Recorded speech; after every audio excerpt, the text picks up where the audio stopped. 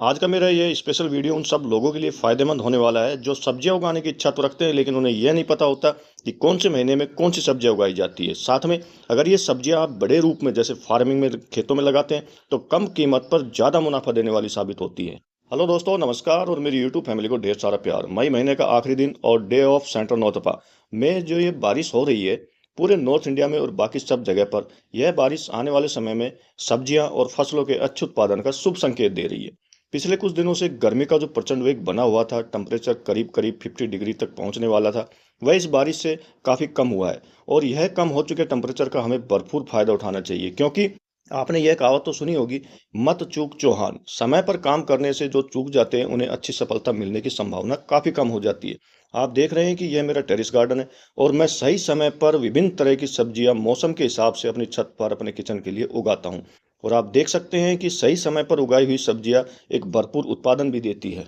दोस्तों, आज के वीडियो में मैं आपसे बात करने वाला हूं, जो ये नौतपा की बारिश हुई है, नौतपा मध्य के बीच में जो बारिश हुई है, इस बारिश के बाद हमें अपने गार्डन के लिए या अपने फार्मिंग के लिए ऐसी कौन कौन सी सब्जियां हैं जिनके बीज हमें जर्मिनेट कर लेने चाहिए, ताकि आगे आने वाले समय में जून लास्ट में और जुलाई के अंदर जब बारिश शुरू होती है, जो मेन मानसून आता है, तो हमें एक बेस्ट प्रोडक्शन, एक बेस्ट उत्पादन अपने गार्डन से या अपने खेतों से या अपनी फार्मिंग से कंटिन्यू रूप से दोस्तों मिलना शुरू हो जाए। मैं कुछ चुनिंदा 7 सब्जियां ऐसी आज आपको बताने वाला हूं जिनके सीड्स को आपने 15 जून से पहले जर्मिनेट कर लेना चाहिए होता है। तो जुड़े रहिएगा दोस्तों, वीडियो पूरी जानकारी से युक्त है। मैं हूं मनदीप और आप देख रहे हैं organic kitchen garden and terrace. मेरे यूट्यूब चैनल पर आपका हार्दिक अभिनंदन है और उम्मीद करता हूं मैं जो वीडियो बना रहा हूं आपको काफी पसंद आ रहे होंगे। तो वीडियो को लाइक करें, ज्यादा शेयर करें और कमेंट करते हुए जो मेरे नए व्यूअर्स है, फर्स्ट टाइम मुझे वॉच कर रहे हो, तो सब्सक्राइब कर ही ले, क्योंकि आप देख रहे हैं गार्डनिंग का एक विश्वसनीय channel organic kitchen garden on terrace. इस महीने में सबसे पहले लगाने जा रहा हूं दोस्तों भिंडी, क्योंकि भिंडी एक ऐसी सब्जी होती है जिसे हम फरवरी मिड से लेकर जुलाई एंड तक लगा सकते हैं। इन महीनों के दौरान में हम भिंडी हर महीने लगा सकते हैं।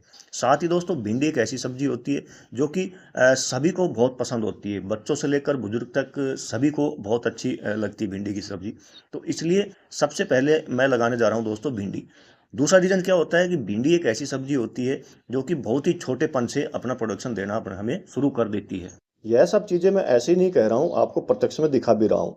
यह जो भिंडी के पौधे आप देख रहे हैं, ये मैंने अप्रैल लास्ट में लगाए थे और करीब करीब ये 40 दिन के पौधे हो चुके हैं। और आप देखेंगे करीब इनकी हाइट 1 फुट की है और 1 फुट की हाइट पर ही आप देख सकते हैं कि इनके अंदर खूब अच्छी तादाद में दोस्तों भिंडी आई हुई है। जब हम फिक्स बेड पर लगाते हैं या ज़मीन पर लगाते हैं तो हमें पौधे से पौधे की जो दूरी होती है वो करीब करीब 8 इंच से 10 इंच के करीब रखनी चाहिए। इससे ये होता है कि पौधे को फैलने की पूरी जगह मिल जाती है, साथ में जो रूट्स होती है उसको भी नीचे डेवलप होने का पूरा मौका मिल जाता है। रूट जब अच्छी डेवलप होती है तो पौधा क्या है, अपना प्रोडक्शन भी अच्छा देता है और अपनी ग्रोथ भी आपको अच्छी दिखाता है। सीड्स जब जर्मिनेट हो जाता है तो उसके 1 महीने बाद हर 15 दिन में आपको एक बार इसके अंदर नाइट्रोजन, पोटेशियम, फास्फोरस, मैग्नीशियम युक्त फर्टिलाइजर को अप्लाई करना चाहिए होता है। हर 15 दिन में आप एक बार, जैसे काउडंग का आपने इस्तेमाल लिया तो अगली बार आप मस्टर्ड के का इस्तेमाल कर सकते हैं, नेक्स्ट बनाना पील का इस्तेमाल कर सकते हैं, प्याज के जो छिलके होते हैं उनका भी इस्तेमाल कर सकते हैं। इन सब का इस्तेमाल करने से क्या होता है कि पौधा अपनी ग्रोथ भी तेजी से पकड़ता है, ग्रीन रहता है और समय पर अच्छा आपको प्रोडक्शन देने की अपनी क्षमता भी दिखाता है। अगली सब्जी जो हम लगाने जा रहे हैं दोस्तों वो है टमाटर। टमाटर के जब बीज को अभी आप जर्मिनेशन के लिए लगाते हैं तो करीब करीब वो 6 से लेकर 8 दिन के अंदर जर्मिनेट होते हैं और करीब करीब 25 से 30 दिन के अंदर उनकी पौध तैयार होती है ट्रांसप्लांट करने के लिए। टमाटर मैं इसलिए लगा रहा हूँ दोस्तों क्योंकि हमारे दैनिक जीवन में टमाटर की रिक्वायरमेंट ज़्यादा रहती है। ब्रेकफास्ट बनना हो या चाहे लंच बन रहा हो या चाहे डिनर बनना हो, तीनों में ही सब्जियां तो हम अलग ले सकते हैं, ये सब्जियों को जो चूजिंग है वो तो हम अलग कर सकते हैं, लेकिन उन सभी में तीनों में ही टमाटर का इस्तेमाल जरूरी होता है, चाहिए होता है टमाटर हमें। इसके अलावा सलाद के अंदर भी हमें टमाटर चाहिए होता है। तो इस वक्त हमें टमाटर लगा लेना चाहिए। टमाटर जो होता है मैं चैन कड़ी के रूप में लगाता हूँ। जैसे हर महीने मैं सीड्स को जर्मिनेट करता हूँ और हर महीने उनके सीड्स को मैं ट्रांसप्लांट करता हूँ। इससे ये होता है कि मुझे मेरे किचन के लिए पूर्ण रूप से ऑर्गेनिक टमाटरों की जो उत्पादन है वो मिलता रहता है और किचन तक पहुँचता रहता है। अब जब हम टमाटर लगाते हैं तो हमें करना क्या चाहिए होता है कि जो ग्रो बैग का साइज है वह हमें कम से कम 12 बाई 12, जैसा कि मैंने पहले बताया भिंडी के लिए वैसे ही सेम टमाटर के लिए है। कम से कम 12 बाई 12 का जो ग्रो बैग है उसमें आप केवल सिंगल एक पौधा लगाइए। भिंडी के तो हमने 2 बीज लगाए थे, लेकिन टमाटर का मैं इसलिए बता रहा हूँ सिंगल पौधा, क्योंकि टमाटर का पौधा फैलता थोड़ा ज़्यादा है। टमाटर उगाने के लिए हमें करना क्या होगा, अपने किचन से टमाटर ले लेना है या आपके जो गार्डन में टमाटर लग रहा है उसमें पका हुआ टमाटर एक लेना है, उसको काटना है ऐसे, इस तरह से उसमें से बीज निकाल लेने बाहर। इस तरह जब आप बीज निकाल लेते हैं टमाटर का, तो ये टमाटर तो चल जाएंगे किचन में वापस, और ये बीज को आपने लेना है ऐसे,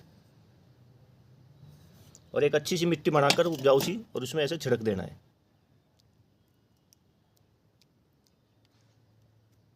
और मिट्टी में मिला देना है। साथ में पानी देना बिल्कुल मत भूलिएगा दोस्तों।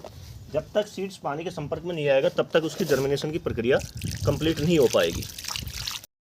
गर्मी ज़्यादा है तो मिट्टी को आप ऊपर से सूखने ना दें, नमी बना कर रखें मिट्टी के अंदर, तो आप देखेंगे कि 6 से 8 दिन के अंदर जितने भी सीड्स आपने लगाए थे सभी जर्मिनेट हो चुके हैं।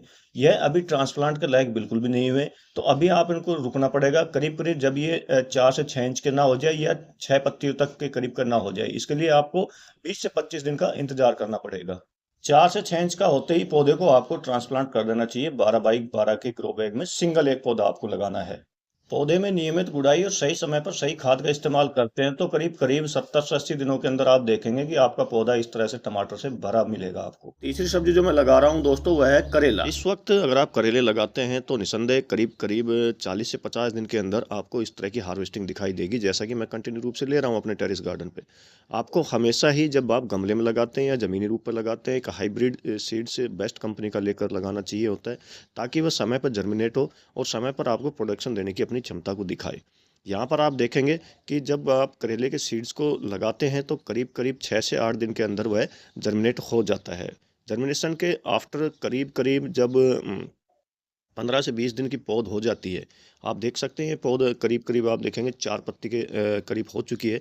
जब इस तरह पौध हो जाती है तो आप इसे ट्रांसप्लांट कीजिए। ट्रांसप्लांट करने के लिए आपको एक बेस्ट पोरस मिट्टी बनानी चाहिए होती है, और बढ़िया उसमें खाद फर्टिलाइज़र का इस्तेमाल करना चाहिए होता है। इसी के साथ जब आप करेले की बेल को पौधे को ट्रांसप्लांट करते हैं तो कम से कम भी आपको 18 बाई 18 का ग्रो बैग लेना चाहिए होता है। इससे ये होगा कि ग्रो बैग के अंदर जब रूट ज़्यादा फैलेगी तो बेल भी खूब अच्छी रूप के अंदर फैलेगी, और प्रोडक्शन भी आपको कुछ ऐसा देखने को मिलेगा जो कि निरंतर आपके कम से कम भी तो 40 से 50 दिन तक लगातार आपको इस तरह की हार्वेस्टिंग मिलती रहेगी।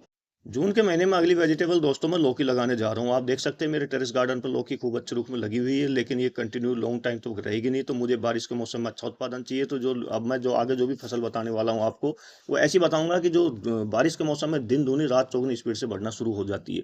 लौकी एक ऐसी सब्जी है दोस्तों जो कि इससे सब्जी भी बनती है, लौकी का रायता भी बनता है, लौकी के कोफ्ते भी बनते हैं, लौकी की मिठाइयाँ भी बनती है। काफ़ी तरह की चीज़ों में दोस्तों लौकी काम आती है और बहुत ज़्यादा पौष्टिकवर्धक भी रहती है।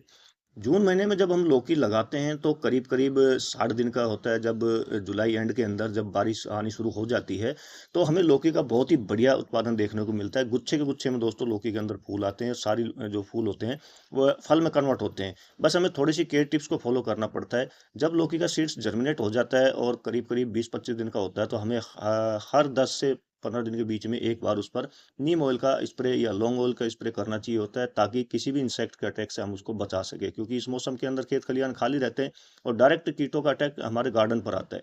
तो इन सब से बचने के लिए हमें करीब हर 10 से 15 दिन में एक बार नीम ऑयल या लौंग ऑयल का स्प्रे कर देना चाहिए होता है। आप देख सकते हैं पत्ते कितने ग्रीन है बिल्कुल नीम ऑयल का स्प्रे करने से।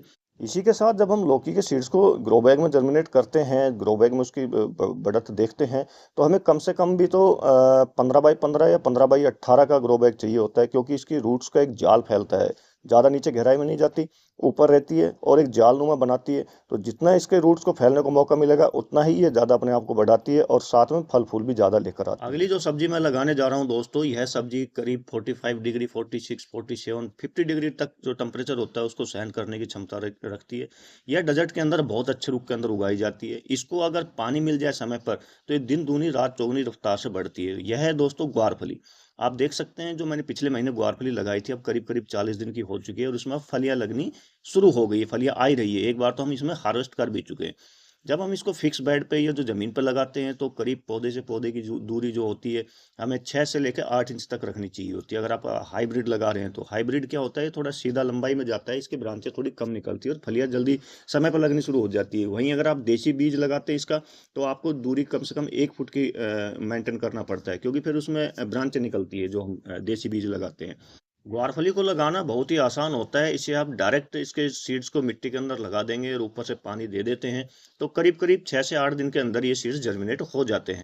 जब पौधे करीब करीब 25 दिन के हो जाते हैं तो हमें उसके अंदर एक बार गुड़ाई करनी चाहिए मिट्टी के अंदर, क्योंकि डायरेक्ट धूप में रहने से और पानी डालने से क्या होता है, मिट्टी टाइट हो जाती है। तो इसकी रूट्स को फैलाने के लिए हमें करना क्या चाहिए होता है, मिट्टी के अंदर दोस्तों गुड़ाई करनी चाहिए होती है, और खरपतवार जो होती है एक्स्ट्रा उग जाती है, उसको हमें निकालना चाहिए होता है। इसी के साथ प्लांट की ग्रोथ को तेजी से बढ़ाने के लिए हमें नाइट्रोजन, फास्फोरस और पोटेशियम युक्त फर्टिलाइजर जैसे काउ डंक हो गया या वर्मी कंपोस्ट हो गया, दोनों एक साथ ना डालें। दोनों में से एक आप पौधे के अंदर डालें, ताकि पौधा अपनी ग्रोथ कर सके। खाद डालने के बाद दोस्तों इसके अंदर आप पानी देना बिल्कुल ना भूलें, क्योंकि गर्मी ज़्यादा रहती है, और अगर खाद की जो इनिशियल हीटिंग होती है वो शांत नहीं होगी तो क्या होगा, वो पौधे को जला देता है। इसलिए जब भी आप प्लांट के अंदर इस वक्त फर्टिलाइजर का इस्तेमाल करते हैं तो प्लांट में पानी देना बिल्कुल ना भूलें। अगली जो वेजिटेबल मैं लगाने जा रहा हूँ दोस्तों वो है कद्दू। जी हाँ दोस्तों, आप इस वक्त कद्दू लगाते हैं तो करीब करीब 60 से 70 दिनों के अंदर आपको कुछ इस तरह का बम्पर पैदावार देखने को मिल सकती है, जैसा कि मैं अपने टेरेस गार्डन पे लिए जा रहा हूँ। कद्दू के सीड्स को अगर आप ज़मीन पर लगाते हैं तो पौधे से पौधे की जो दूरी होती है कम से कम आप 1.5 फीट रखें, इससे कम दूरी बिल्कुल ना रखें। और मेरी तरह इस तरह छत पर जब आप ग्रो बैग में या बड़े कंटेनर में लगाते हैं तो जो ग्रो बैग का साइज होता है वह आप कम से कम भी तो 18x18 का रखें, या फिर 24x24 का बहुत बेटर होता है इसके बेस्ट प्रोडक्शन के लिए। जैसा कि आप देख रहे हैं मेरे यहाँ टेरिस गार्डन पे इतना बेस्ट प्रोडक्शन मुझे ये बेलें दिए जा रही है। तो 24x24 का जो ग्रो बैग होता है उसके अंदर आप 2 बेल लगा दीजिए। दोनों बेल बहुत अच्छे रूप के अंदर आपको बेस्ट प्रोडक्शन देने की क्षमता दिखाती है। यहाँ पर मैंने बड़े बिग कंटेनर है मेरे पास, जिनके अंदर मैंने कद्दू के लिए स्पेशल बनवाए हैं, ताकि मुझे कद्दू का एक भरपूर उत्पादन मिल सके। बिग कंटेनर के अलावा भी मैं कैरेट में गार्डनिंग करता हूँ, तो हम कैरेट में भी इसके सीड्स को बिल्कुल जर्मिनेट कर सकते हैं। सातवीं सब्जी जो मैं लगाने जा रहा हूँ दोस्तों वो है तोरी, जहाँ इसे कहीं कहीं गिलकी भी बोलते हैं, तुरई भी बोल देते हैं। इस वक्त आपको तोरी के सीड्स को जर्मिनेट कर लेना चाहिए, ताकि जुलाई के एंड तक आपको इतना अच्छा प्रोडक्शन अपने टेरिस गार्डन है या आपके पास ज़मीनी रूप से गार्डन है उससे देखने को मिल सके। यह जो प्रोडक्शन आप देख रहे हैं ये एक्चुअली मैंने मार्च में लगाई हुई थी। मार्च में जब तोरी मैंने लगाई थी तो ये प्रोडक्शन अब मुझे इतनी भीषण गर्मी के अंदर मई लास्ट में आप देख सकते हैं कितना बढ़िया प्रोडक्शन मुझे कंटिन्यू रूप से मिले जा रहा है। अब इसको लगाने के लिए करना क्या चाहिए होता है, हमें जो ग्रो बैग का साइज़ होता है वो कम से कम भी तो आपको 15x15 का लेना चाहिए होता है। और 15x15 का जब ग्रो बैग आप लेते हैं तो उसमें आपको केवल एक सिंगल बीज लगाना चाहिए होता है। इससे बड़ा ग्रो बैग अगर आप लेते हैं, जैसे 18x18 का आपने ले लिया, तो उसमें आप डबल बीज लगा सकते हैं। जब आप तोरी के सीड्स को जर्मिनेट कर चुके होते हैं और आप देखते हैं कि बेल धीरे धीरे आगे बढ़ रही है, आप उसे सही समय पर खाद दे रहे हैं और उसकी एक बढ़िया केयर कर रहे हैं, तो एक निश्चित समय पर करीब करीब 50 से 60 दिन में, या हो सकता है 65 दिन के अंदर, आप देखेंगे इस तरह तोरी के अंदर फूल आने शुरू हो जाते हैं। तोरी के साथ साथ जितनी भी मैं बेल वर्गीय सब्जियां आपको बता रहा हूँ, उनके अंदर एक चीज़ कॉमन होती है कि जब फूल आते हैं तो आपके यहाँ नेचुरल पॉलिनेटर का आना बहुत ज़रूरी होता है। अगर आपके यहाँ नेचुरल पॉलिनेटर नहीं आता है तो फिर आपने उसको आर्टिफिशियल पॉलिनेशन कराने की ज़रूरत रहती है। तो इसमें आपको नर और मादा फूल के बारे में पता होना चाहिए। नर फूल होता है उसमें केवल फूल आता है, और जो मादा फूल होती है उसके पीछे एक स्टिग्मा सा बना रहता है। तो इन दोनों को टच करने पर क्या होगा कि वो अपना आकार फल पूरा लेगा। अगर आप इन 7 बीजों को अगर जर्मिनेट कर लेते हैं इस जून के महीने में, 15 जून से पहले-पहले, तो करीब-करीब 60 दिन बाद जब जुलाई एंड में आपको एक बेस्ट प्रोडक्शन अपने यहाँ पर देखने को मिलेगा। तो वीडियो कैसा लगा दोस्तों, कमेंट करके ज़रूर बताइएगा। पसंद आने पर ज़्यादा-ज़्यादा शेयर कीजिएगा, और जो मेरे नए व्यूअर्स हैं, फर्स्ट टाइम मुझे वॉच कर रहे हो तो सब्सक्राइब कर ही लीजिएगा। मिलते हैं आपसे नेक्स्ट वीडियो में नई जानकारी के साथ, तब तक के लिए आपको जय हिंद, जय भारत दोस्तों।